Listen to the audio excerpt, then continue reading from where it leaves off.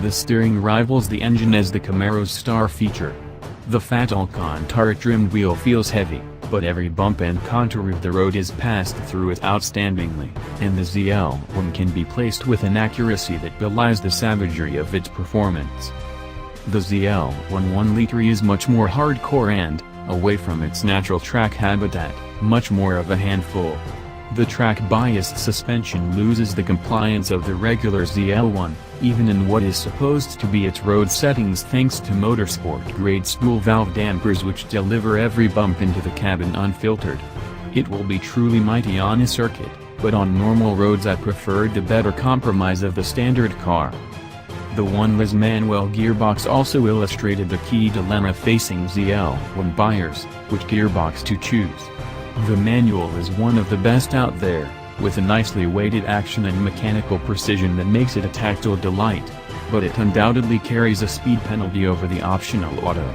Under gentle use, the 10-speed torque converter box does a stellar job of taming the supercharged engine's power delivery, although at the cost of constantly shuffling between its many ratios. But adding pace transforms the gearbox's character, delivering shifts with a twin-clutch rivaling snap hand, in the punchier sport and track modes, cutting fuel on upshifts to give a satisfying exhaust pop. It's good enough to have even dedicated fans of clutch pedals wondering whether to keep the manual faith, especially as the V8 heavy flywheel makes it hard to rev match on downshifts with the 6-speed box without activating the throttle blipping system. Should I buy one? If you're reading this from the United States, or one of the few other chosen territories where GM sells the ZL1, then the answer is yes, immediately. Then gloat about your ability to enjoy what is, on a dollar per horsepower basis, probably the world's outstanding performance bargain. Sadly for the rest of us, the only option will be through the trouble and expense of gray importing.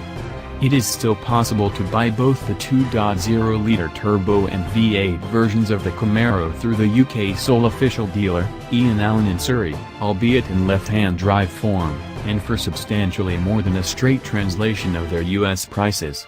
But the ZL1 will remain unobtainium, the sweetest and juiciest of forbidden fruit.